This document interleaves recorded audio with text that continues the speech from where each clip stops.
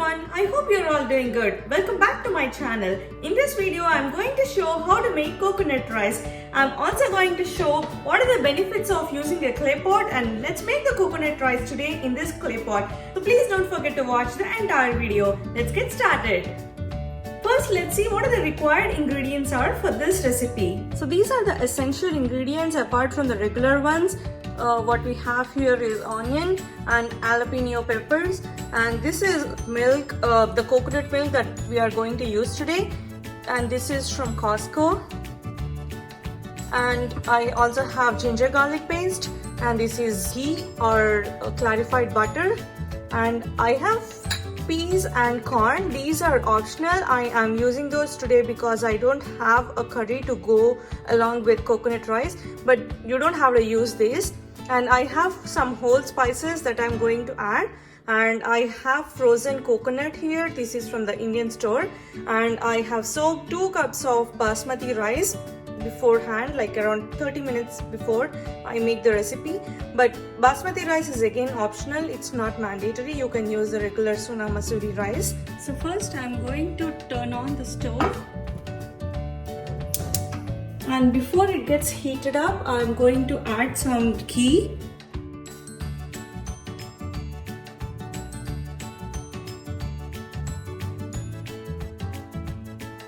Looks like ghee is starting to melt. Now I'll add the whole spices to it.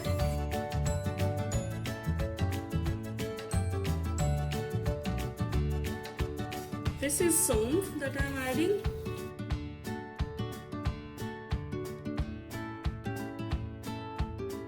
I'm going to slightly break them up a little bit so that the seed inside it comes out, gives the rice more flavor.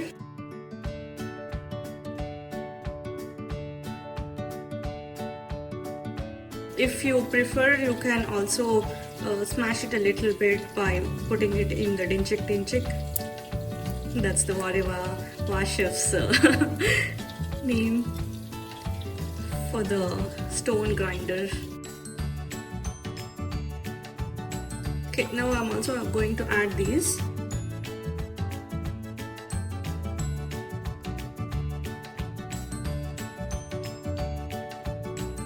Now I'll add a little ginger garlic paste, around 1 or 2 spoons depending upon how much you are making.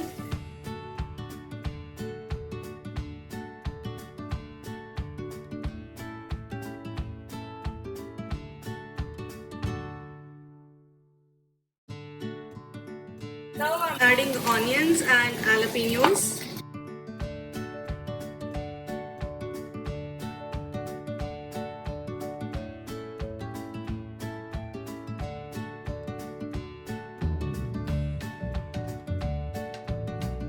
I'll also add a little salt to make sure the onions are cooked faster. I'm going to put the lid and leave it for 3 to 4 minutes.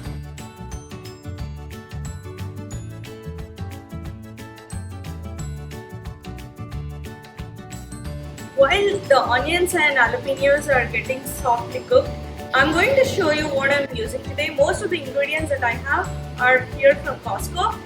This is the basmati rice that I usually use. I don't find organic basmati rice here in the local Costco that we have here.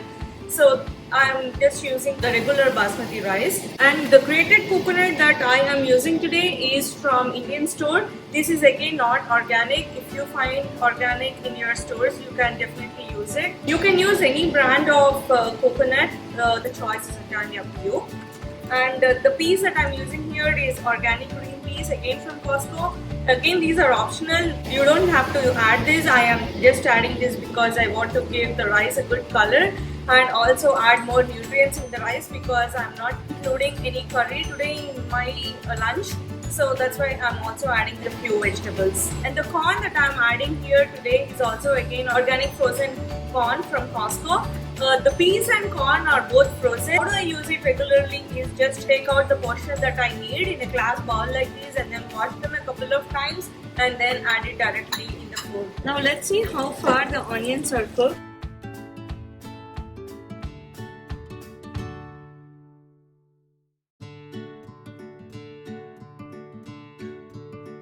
Looks like these need to be softened up a little bit. So I'm going to place the lid again and leave it for another couple of minutes. Once the onions are done, I'm going to add coconut, the frozen coconut from Indian store.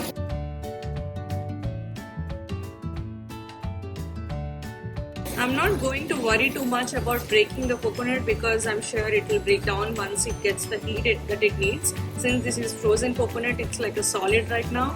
But as you can see, if I'm trying to tear it up, it's becoming like a powdery substance. So I'm going to place the lid again and leave it for it to soften up and break down.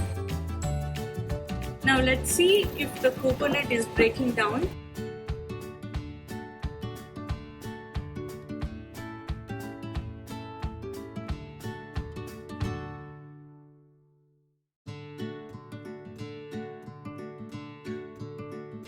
By adding the coconut while there is a little bit of ghee, will remove any rawness that we have in the coconut.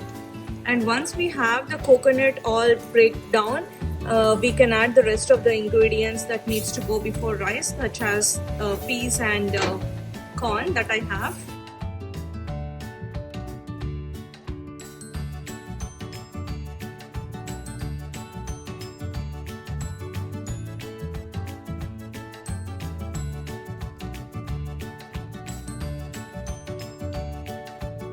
Now I have my corn and peas, I washed them up a little bit and I'm ready to put them in the pot.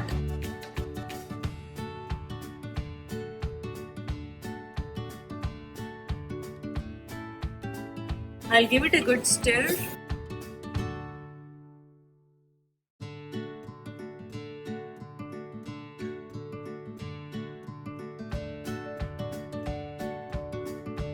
I'm going to place the lid again and give it around 5 to 6 minutes to cook. After a few minutes, I'm trying to see if vegetables are cooked well.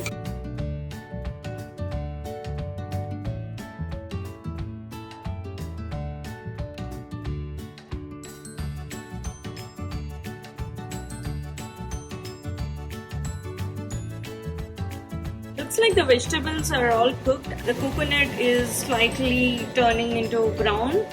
Now I'm going to add the coconut milk.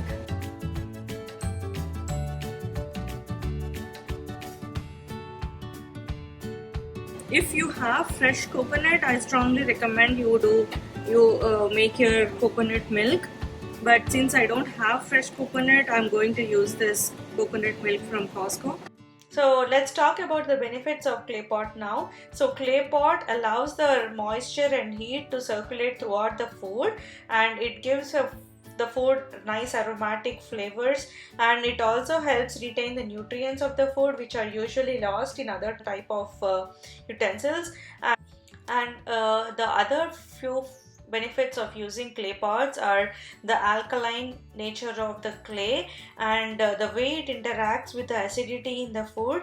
It neutralizes the pH balance and it makes the food healthier and a lot tastier, and it is also believed to provide the minerals including calcium, magnesium and iron, along with phosphorus and sulfur.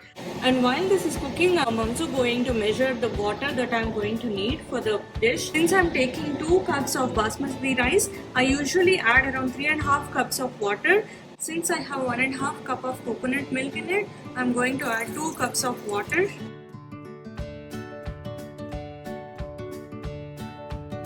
So that it makes 3.5 total cups of liquid in the dish.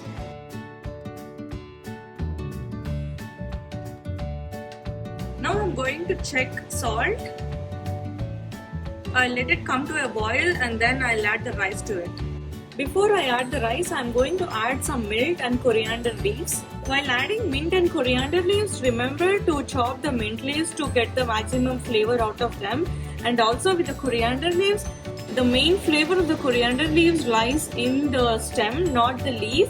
So make sure to add the stems. There are some chefs in the world who will avoid the leaves but will add the stems.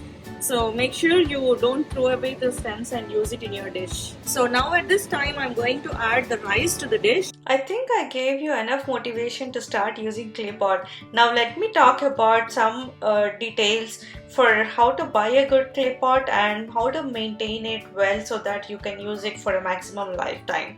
So before you buy a clay pot, do some research on it if you want to buy a glazed or unglazed clay pots.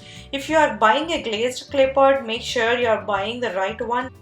Lead-based glazes have been traditionally used in earthenware, basically because lead is an inexpensive way for creating a glaze to the pots, and it also gives a glossy look.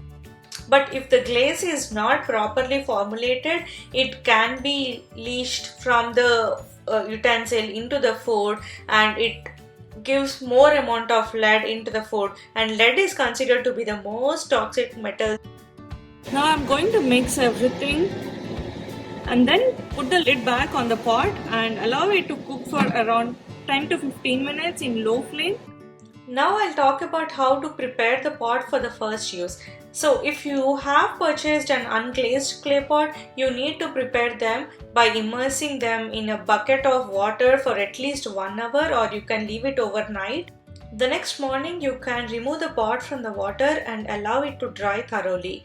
And now let's see how to season your krill pot. Wipe all of the unglazed areas of the pot and rub it with olive oil or vegetable oil. Now fill the pot 3/4 of the way up with water and put the lid on. Place the oiled pot in a cold oven. Turn on the heat to 350 degrees Fahrenheit and allow it to be baking for 2 to 3 hours. Then turn off the heat and let the pot cool completely. You can then wash it and store it in a cool and dry place. And remember, whenever you are cooking in a clay pot, you need to start it at a low heat and gradually increase the heat, otherwise it will break the clay and you cannot be used. I have used both steel and wooden spoons while stirring the dish in the clay pot, but I prefer starting with a wooden to make sure I use it gently.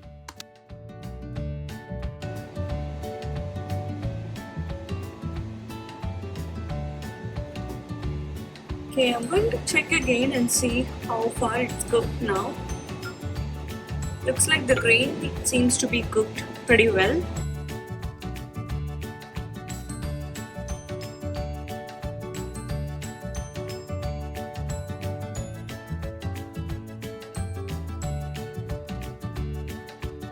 There seems to be a little bit of water, so I'm going to leave it at the lowest.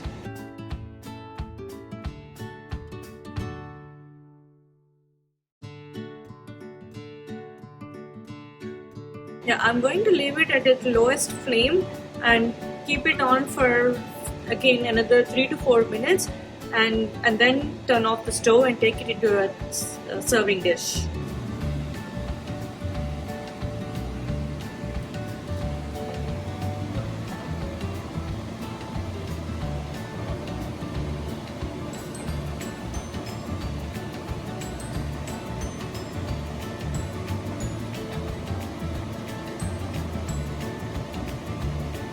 So our yummy coconut rice is ready. Now let's taste it and see how it is.